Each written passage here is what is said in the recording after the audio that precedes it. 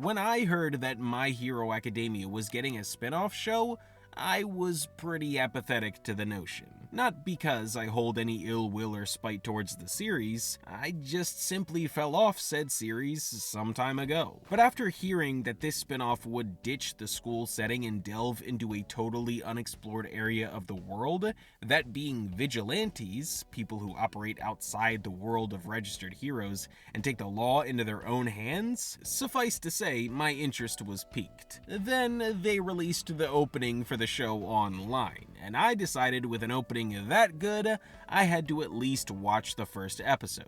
And so I did. Then I watched the next one, and the one after that, and so on, and even though the anime's first season is far from over at the time that I'm recording this, it is with extreme confidence that I say that My Hero Academia Vigilantes is perfect, and you absolutely need to be watching it. Now, right off the bat, something that's extremely important to note is that you really don't need to have any prior knowledge about MHA in order to dive into this show, because not only do they do a pretty good job of establishing and delivering key information about the world in the first episode, but in addition, the story of Vigilantes takes place before the events of Deku's journey. I'm not exactly sure what the time frame is for the prequel, but I do know that it takes place during the time period where Ida's brother is still alive and working as the hero in Genium. But anyway, with the important note out of the way, it's time to talk about the look of this show, because it's absolutely one of my favorite aspects about it so far. The art style, in particular, is unlike anything I've seen before in this medium, which makes the viewing experience even more of a treat. The animators and the director, Kenichi Suzuki, have managed to capture and bring to life the essence of superhero comic books from back in the day on screen. It's no secret at all that the creator of My Hero was inspired by these comics, and while the influence is felt in both the original story and this spin-off, the spin-off, in my opinion, embodies those influences in a more pure way, and that's exemplified by the art style and animation. Before anybody gets the wrong idea though, in saying what I've just said, I'm not trying to knock Horikoshi's story. His own fan base does that enough. But it's clear to me that during the duration of his manga, it eventually outgrew those influences and became something entirely its own. Which is not a bad thing, growth is good, and Vigilantes is not even halfway through season 1, so the very same thing could happen here as well. But for the time being, this anime is leaning into those influences unabashedly, using bold colors, extremely thick lines for close-up shots, and even onomatopoeia for the majority of their action sequences. As mentioned before, it genuinely feels like a comic from back in the day has visually been brought to life on screen, and I love it. The animation for the series, though, is nothing crazy. It's serviceable, consistent, and even really great at times. But if you're going into this expecting something on the level of Jujutsu Kaisen Season 2 or a Solo Leveling, you are only going to be setting yourself up for disappointment. Although, depending on what happens next and who else Bones has managed to grab for the animation team, we could possibly be in for something special in that department, but only time will tell. Still, don't expect anything on the level of those two priorly mentioned series. Aside from the overall look of the show though, hands down my favorite thing about Vigilantes are the characters. Mainly Koichi, the central protagonist of the show. He's a college student who yearns to be a pro hero, however, due to his lackluster quirk, he's delegated himself to just committing simple good deeds around the city. That is, until he crosses paths with a vigilante known as Knuckle Duster, who emboldens Koichi's dream, but also kind of leads him down the path of being a vigilante at the same time. Then finally there's Pop Step, who's a semi-popular idol that was saved by Koichi and Knuckle Duster and has now integrated herself into their lives, and provides some essential intel due to her connections. These three together are the heart and soul of this anime,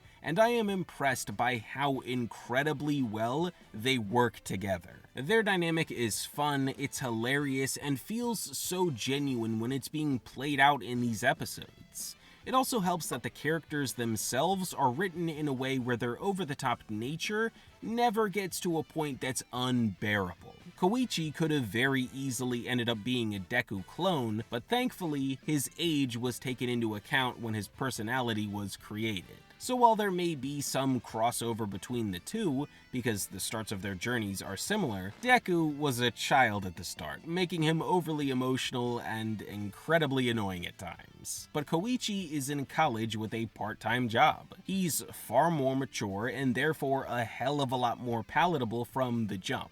Just to reiterate, this is not me taking shots at Horikoshi and his work when I say these things. I like Deku, but the crying would get excessive in the early seasons. Although given the circumstances, a lot of it was justified. Aside from Koichi, and in a similar vein, Popstep could have also very easily been taken in the wrong direction. She does have some tsundere tendencies that you'd come to expect from someone in her role. However, Popstep actually has a personality with some depth. She's also extremely useful to the other two protagonists, and makes fantastic and catchy music. Side note, the music in general for this show is top-notch. It reuses a lot of music from My Hero Academia with some slight tweaks, so you already know that they're gonna be great considering the pedigree of those soundtracks. But then you have the completely original music that's present in the opening, ending, and during Popstep's performances, and those tracks are, in a word, phenomenal. Anywho, the last character in this group of three that I haven't expounded upon is Knuckle Duster. Simply put, he's awesome too. You can definitely tell that the guy's been hit in the head a few too many times, but that makes him all the more hilarious. And as far as how they steered away from making him a nuisance to watch, I don't really have much here. You might be able to make an argument that the reason that that's the case is that he is more similar to All Might than Deku is to Koichi. Therefore, since All Might is already well written, they just hit Control-C, Control-P. But to me, I don't really see that being the case outside of them both just being loud and in a mentor role for the central protagonist. Now, the final thing that I wanted to mention in this video is the story, because it is important to note that since this is a spin-off, it's only natural that the overarching story would be one of a smaller scale. Big things do happen due to the central driving force of the plot, so there are pro-heroes like All Might and Endeavor that have and will continue to show up in the story, but nevertheless, it's still on the smaller side. I don't believe it'll be dealing with any country or continent or even world-ending threats. That stuff's for Deku. You can't have a side story that outgrows the main story in scale unless it's for like a gag or something. But with all that said, I believe that's all I really wanted to say covering the aspects of Vigilantes. Anyways, thank you all very much for watching. I hope that you all enjoyed. If you did, make sure to like, comment, and subscribe with the notifications on, and I will see you all in the next one. Peace out, everybody.